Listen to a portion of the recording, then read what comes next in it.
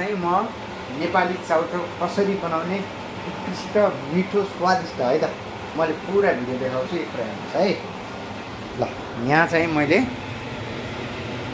चाउचाउलाई उमालेर नुडल्स तरिकाको बनाएँ, चाउमिन तरिकाको होइन।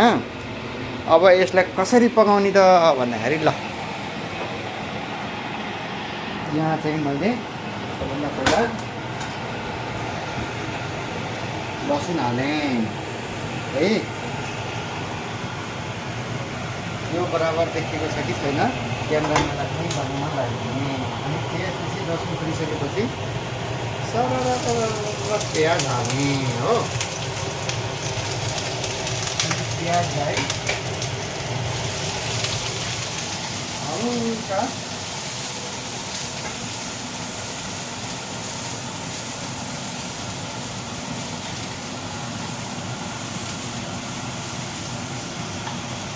रातो हुने गरी, धेरै रातो नभए कि हल्का रातो हुने गरी यसो गर्ने हो। चाहिँ प्याज रातो रातो भइसकेको छ। प्याजपछि यो प्याजलाई धेरै पकाउनु हुँदैन, मिठो हुँदैन, टेस्टी हुँदैन। यसमा टमाटर हाल्ने हो। टमाटर हालिसकेपछि यसलाई सरर एकछिन टमाटर फेरि नै हल्का रूपमा गर्न दिने हो। हल्का गर्न दिने। अलिकति चाहिँ कोरेसोमा चाहिँ गाजर कोरेको छु र अलिकति सिमला मिर्च पनि काटेको छु।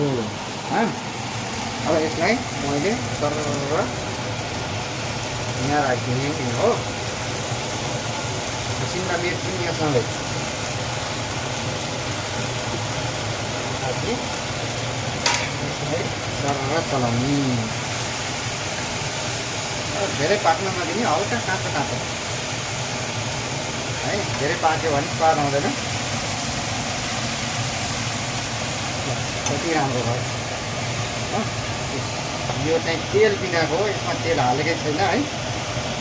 अब यति भइसकेपछि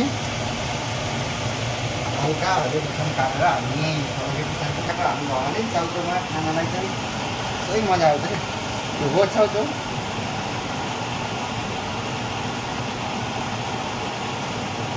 मैले हरियो खुर्सानी पनि यसमा हालेँ। ल यो गाजर चाहिँ यो हरियो चाहिँ पाकिसकेको छ। अब यसमा चाहिँ हल्का नुन हाल्ने स्वाद अनुसार। आफूलाई कति चाहिन्छ कति भयो नुन भयो आफूलाई स्वाद अनुसार है। यो चाहिँ भयो। अनि